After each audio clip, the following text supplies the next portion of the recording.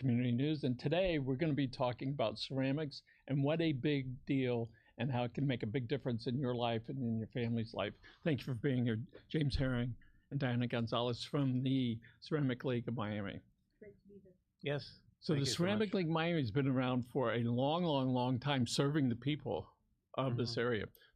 Tell us, give us, if you will, an overview of the Ceramic League and what's its mission? Well, our mission is to educate people about the ceramic arts. That's the main mission of our organization, and it has been around for nearly 75 years. It's one of the oldest arts organizations in Miami-Dade County. And we know when we're little kids, that's one of the classes. Make your own thing. As we mentioned earlier, you look in Johnny's box from 20 years ago, and there's that little ashtray that he tried to make, or the bowl. And so, Diane, how long have you been involved with the Ceramic League? I've been involved with the Ceramic League about 15 years now. I started out in the early 80s and had to take a break and came back in 2009, and I've been very active since that time. I currently serve on the board as the chair of the sales committee. I'm very engaged with promoting sales that our members, of the ware that our members make. So for me, it's been a massive involvement. Every corner of my house has either pottery supplies or clay. So, you know, you can ask my family about that, but I'm very engaged. That's wonderful.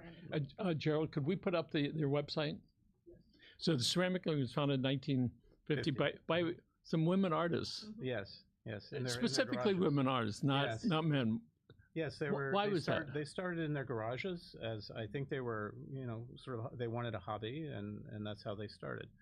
But it soon moved. After a few years, it was housed at the Lowe Museum on the campus of the University of Miami for a few years. And then in 1970, they moved to the current facility in South Dade. So that's at 129th Street area, right? And 87th Avenue or so. Yes. In the falls. So you've been out there for since 1970. That's incredible. Yeah. And for any organization, any business, any organization, to be serving for that period of time, it's really a feather in your cap to be able to do that. Right. We know 80% of businesses close up within 5 years. And we were able to purchase our location, so we own our building. Yes. Which for any nonprofit, that is a huge feather in their cap. So we're very proud of that. Right. So before you're going to show us in a little bit how to make some things, but how does the Ceramic League support local artists? Well, there's a membership. So if you become a member, which is not a complicated process to become a member, it's just to show that you've actually made a few things, and you need to bring in your work and have it reviewed. But it's not really based on any kind of judgment of quality. It's more just to say, oh, you actually made some things, you know. And once you're a member, you could then have access to all the facilities. You can have access to our gas kilns, our soda kiln, our raku facility. Oh, no kidding. And the electric kilns that we have there, we have like 6 electric kilns. We're in the process right now. We just were awarded from the Knight Foundation a technical grant that we're implementing, and we're going to be having a large new front-loading electric kiln installed very shortly. Certainly the Knight Foundation from James Knight and his brother from the Miami Herald from Knight. They want to support local things, and so I think that's wonderful.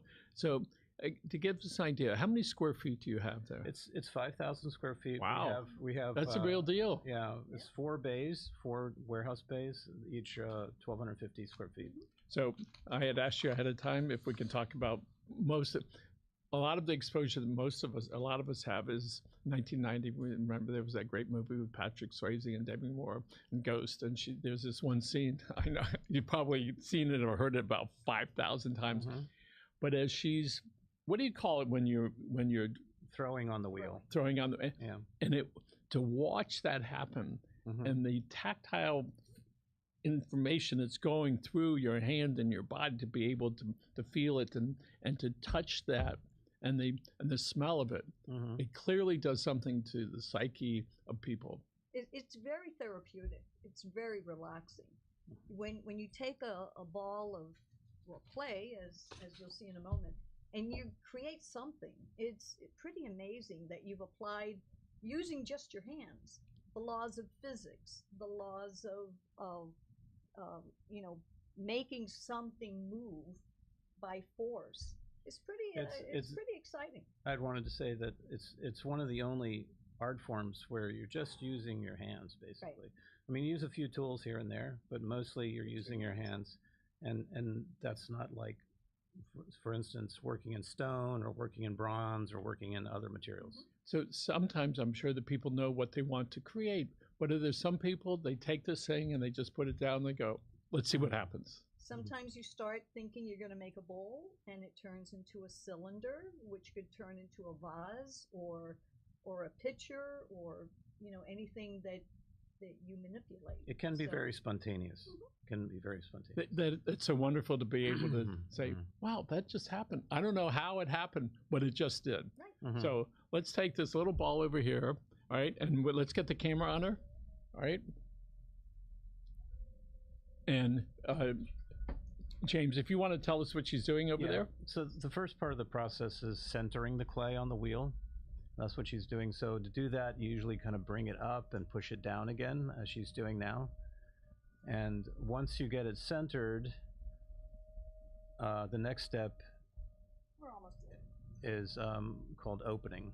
That's where you start to open up the interior of the piece. And she's about there right now. She's going to start doing that. She started there. And then you open up to create the interior, what's going to be the interior of the piece. And then after that, after you have that established, the next step is called pulling the wall. That's where she's squeezing between her fingers and starting to bring up the wall of the piece. Once you establish the height, the full height that you can get from pulling the wall, you can then start to form or shape the piece. That's amazing. You know, what the final shape you want. That's what she's doing now. She's starting to pull, maybe the last pull, and starting in that pull to start to form the piece. This would probably turn into a mug. Yeah. You would let it dry a little bit, you would put a handle on it, and it becomes a mug. She might take a tool now and just trim near the bottom a little bit of the clay off the bottom of it, but later on you would let it dry to what we call leather hard state, which is kind of where it's firm, but it's not completely dried out. More or less, how long does it take that first step? It depends on, you know, where you are, the weather, you know, if it's humid, but usually it's like the next day or a few hours later. And then you would take that piece and maybe turn it upside down and secure it back on the wheel to trim the piece, what we call trimming the piece, using a tool and making the final foot on the piece. That's when also, like if she's saying it would be a mug, you could add the handle. This is about life itself, about starting with this little thing and then working, all of a sudden you turn around and you got a 10-year-old or a 12-year-old, and all of a sudden with working in and putting all those things in, you wind up with this mug over here. I don't know how long that was, 3 minutes, maybe 5 minutes tops, all right? Yeah. Well, people see you, you know, they watch the potter and they think just that, oh, that took 5 minutes. And 20 years. Right, right. Well, all the years of training, of course. Right. But then it takes time for it to dry. You have to trim it at the right stage. So you have to have some knowledge of when to trim it. Then it has to go in a bisque firing. Then it has to be glazed and go in a second firing. So the process itself, let's say I just focus on this piece, I could accelerate the process, but it will take at least a week to get to the point where I can put that in a kiln. So final. So when people, and they want to find out more about you, they can go to your website. I think it's up on the screen. Sure. And they need to come in that they've done something where they have an interest. If they want to become a member, but we also have many classes that are available to anyone who. And you have the classes down there in the falls. Yes, we have a full facility for doing pottery classes, both hand building and on the wheel, and also sculptural classes and many different firing techniques. So what's the gender breakdown? The gender breakdown in the classes? Yes. I would say there's generally more women taking the classes than men, but there's a good fair amount of men taking classes. And the too. age group, more or less? The ages vary. They go all the way from, like, we have a summer camp with kids, and we have. And you're offering that right now? Yes, we are, and so that's going to go on for most of the summer, and then we have, anybody. We have people, young people. We have people just out of college who have joined, or people just out of high school even, and then older people as well. So I think I'm going to tell all my paddleboard friends, pickleball friends, listen, stop supporting your physical therapist and your orthopedic guy. Come down here and you can be creative and you won't hurt yourself. So, and when the kids come in, they come in typically with their mom or their dad, and how long are those classes typically? The summer camp, they drop off the kids, and there's a teacher. Sometimes if it's a big class, they'll have a helper with the teacher. And but the parents generally don't stay. Sometimes a parent will stay just because they want to. And so, are there different tables throughout the area? Where the classes are, is it one table? How does that? There's generally like these two kind of large tables. Yep. So the kids will sit around the table, and with the throwing on the wheel, they each get on a wheel, and then the teacher. So everybody gets their own wheel there. Oh yeah. Oh, that's pretty. That's very nice. We have about 12 wheels that are active in our wheel bay. So Diana's now onto her second one. Look at that. And a little bowl. It's truly amazing. You start off with this little pile of stuff over there, and because of her skill level and her experience in a short time, she's able to create this same pile of stuff, same thing, totally different look. Yeah. It's amazing. And then you can one of the things you can do to decorate is to add texture. There are tools that allow you to add texture to the outside while it's spinning.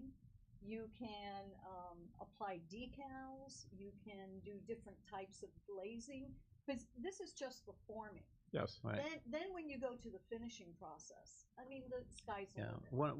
One of the unique things about the Ceramic League is that we do have two fully functional gas kilns. One is for doing what's called reduction firing, and the other one is soda firing. So this is like a unique opportunity in all of South Florida. There just aren't these type of kilns around for students who want to come in and learn.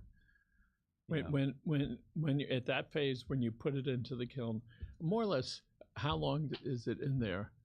And then at that point, have you already painted it, or do you do that afterwards? Well, as Diana mentioned, you first do what's called a bisque firing, which is to a lower temperature. That's around 1850 degrees, 1900 degrees.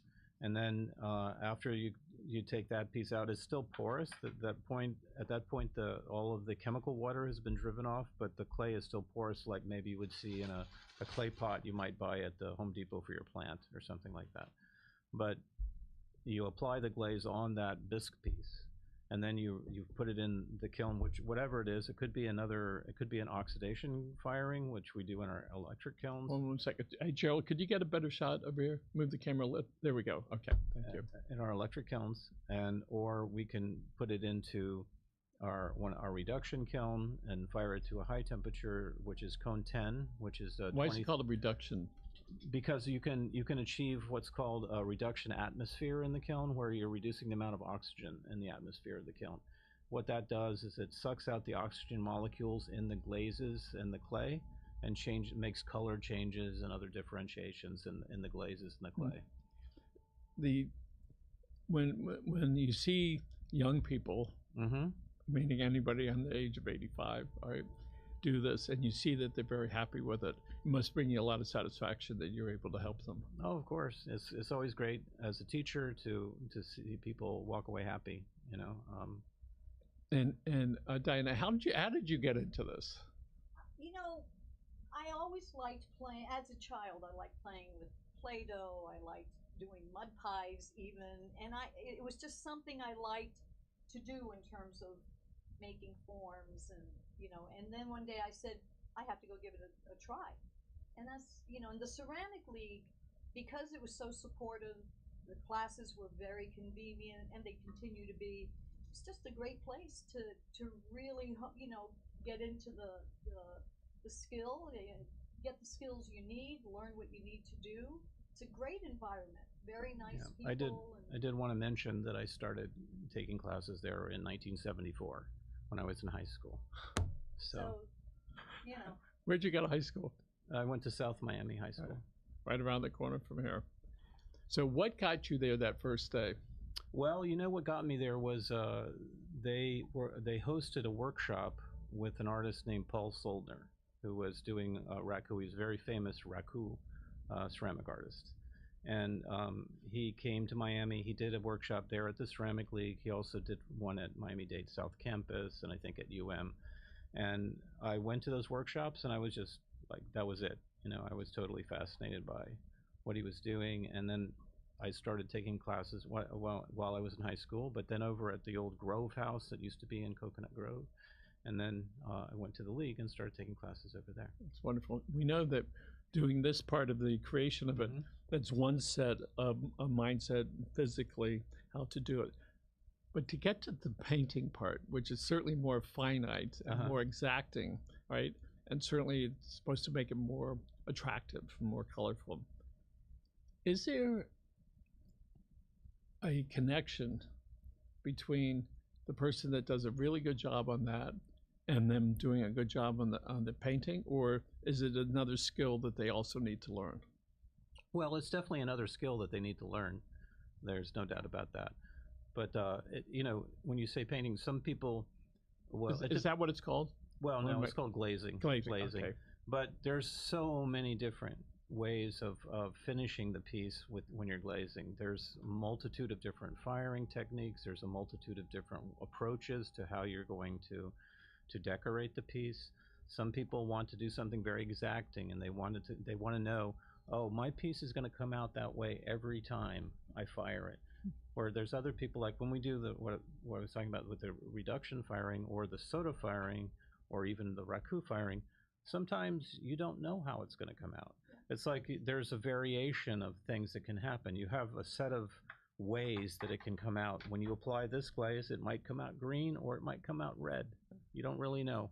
And Diana, do people come in with photographs or pictures, magazine cut, here, I want to make this right here? Sometimes, and if they're new to the craft, we say, don't be disappointed because you are about to be. The other thing is, the reason why we don't think of it as painting, even though sometimes you do paint it on, you might be painting on a substance that's gray, that when it's fired, comes out red. Yeah. Because everything is chemical based. Our glazes are combinations of oxides, clay, fluxes, which are elements that make the colors move. So depending on how you, exactly. what oven, yeah, which kiln you put it in, yeah, is going to depend on what's going to happen to the original color. Exactly. Right. Some people who want to very consistent look will maybe choose to fire in the electric kilns and oxidation because you can get more consistency with that more easily anyway. And so they will choose to do that. But other people who enjoy that kind of surprise of what happens when, oh, that wasn't what I was expecting, but you know what? It's pretty good. Yeah, you know? You know, there's that little toy. It's sort of like that. You drop the little things of ink, paint in there, and you spin it around. And, oh, look what came out this time. Isn't it wonderful? So, Diana, what's it like for you when you look at the face of a young person and says, look what I just made? What is that for you? You know, I have never taught because I've never felt I had the confidence for it. But I understand how they feel, you know, when they've done something and you take a look at it and you go, oh, wow, I actually did that. I mean, it's very satisfying. It's satisfying to see people who walk up to a piece and say, oh, I love the piece. I have to have the piece. And it's not just about selling the piece. It's the fact that they've connected to something that you made or that one of your friends made. Because we do a lot of selling at Pinecrest, and it's so nice to get that kind of reaction that, oh, I have to have it, or I love it, or, you know. Yeah, we do a lot of outreach programming, and sometimes when I remember one instance when, to your question, we were doing an outreach project somewhere, and you know, this young boy was working with the clay, and at the end of the day, he just said, "Oh, this was the best day of my life." Right. And you know, That's when you pretty hear that, satisfying. it's pretty great. But where do you live? Where do I live? Yeah. I live over off of Kendall Drive near Baptist Hospital. Yep. So what does the league do to promote what you do and the concept of being creative on either a local or statewide basis? Well, we do several things. One, I mean, we do outreach programming. We've worked with different organizations here in town. We've done things in collaboration with the Perez Art Museum. We've done things with, like, our outreach programming just went down to Lighthouse for the Blind and we're doing some programming with them. So we're always looking for how we can do outreach with other organizations in the city. We do exhibitions. We do our yearly member exhibition. And where do you do that? Well, the last year we've been doing it at the Museum of Contemporary Art of the Americas. Where is that? It's over in West Aid, in near Kendall area. Mm-hmm. So we've done them in different places, but we've done them at the museum, the Coral Gables Museum. We've done them at several different places. And Diane's over here. You're on your fourth piece over here. Yep. Uh-huh. We also do makers market sales at the league, where we invite other organizations, not just potters, to sell. In fact, we have one coming up on June 22nd. And for that one, we even got the You Make It unit from the library system. They're bringing a fabric artist. By the way, we have right now up on the screen. There it is.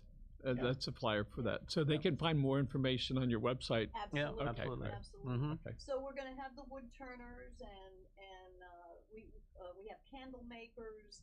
We have a variety of makers because we wanted to connect to other organizations. So when at least 40 years ago, there was a woman I knew that made candles, and we took a piece of artwork and we printed it out on a heavy white, like not cardboard, but whatever the whiteboards, poster board. Mm-hmm. Mm-hmm. You know, I still have that. Really? 40 years, and then she it looks like it's part of the candle because it is, right? and happened to be something with my brother Grant as a child. All right, he's on it. All right, wearing a baseball hat because he's really into baseball and promoting the newspapers. Mm-hmm. So these things can be around for a long, long, long time. Oh yeah, they can be around for long after we are. Yes. As long as you don't drop it. Even if you drop it, it'll still be around. Sometimes they bounce. That's what I mean. If these archaeologists, they find shards and pieces from ancient cultures. That's how we learn about them. It's amazing to watch Diana over there. Make these folks. She's had a lot of years of experience, right, to do this, right, and so 4 completely different designs, all from the same piece of clay.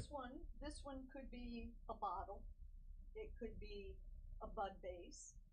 I'm going to turn it into an incense burner by creating an opening and making it like a chimenea. So when you started that, did you know what exactly? Yeah, this one I did. This one I thought I had to do that. And let's talk about those. When you started, did you say, "Oh, this one," right from the get-go? I mean, when you put the blob down. These I didn't think too much. This one I did because now I've warmed up. So this one I did say, okay, we're going to make something. It looks like you could do this for a long time. Yeah. We do. You definitely could.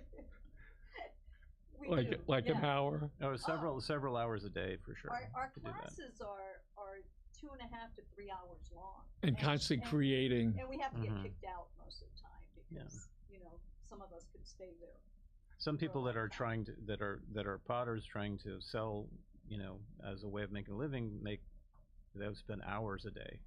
So, and as far as you call it your office? What do we call it? Store? Studio. It's your studio. What are your hours there? Well, they're pretty. Start at 9. They're much. There's more or less. There's 9. And then we have evening classes, so generally we're open until maybe 10 o'clock at night, something like that. But is somebody there all the time? More or Typically, less, we're an all volunteer organization. Got it. So we have monitors that come and sit for 2-hour periods who are members and watch the space and keep it open. And generally, there's somebody there almost all the time. so before somebody takes a trip down there, if they want, they could call down there. You're going to be could. down there. Yes. We yes. always urge people Yeah. to Yeah. call. And they can find out more information. They can sign up for classes on the website, which Oh, is yeah. up on the screen now. Yeah. All right. And they can find out all about the organization. And you have some. I noticed you had some pictures back here on the history, which is and shows these ladies that looks like from the early '50s Yeah. that were there. Mm-hmm. So what is it like for each of you to be involved with an organization that's been around for a really long time, and knowing that you have a responsibility to make sure it's there? Well, I feel very strongly that my responsibility, being the president and on the executive committee, is to try to make sure that our building is going to be maintained and safe, and we're going to be able to continue in the building and have everything be up to code and all of those sorts of issues. So I feel a heavy responsibility in that regard. But also making sure that our classes are good, well-taught classes and are attended, and that a large part of our income comes from the classes. So we need to maintain those well. We also need to make sure that demographically we're meeting the needs of the changing community. There was a time when so many of our classes were during the day. I'm talking, decades back, because not as many people worked, or the demographic composition was a little bit different. Today, our night classes, I think, we're still very successful with the day, but our night classes have become very popular because people work and they can't come during the day. Our weekend classes are also very popular. And also understanding what the young people want out of pottery as either a hobby, or some of them are production potters. So it's also understanding how the community has changed.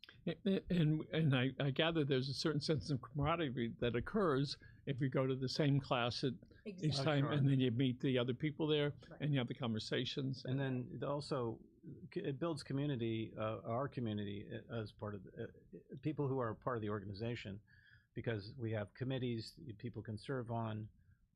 There's 10 different committees that are part of the board, and people can join up in one of these committees to help maintain the place, and through those committees they form lots of friendships and just community of people. We're going to wrap up in 2 minutes. But I want to go again.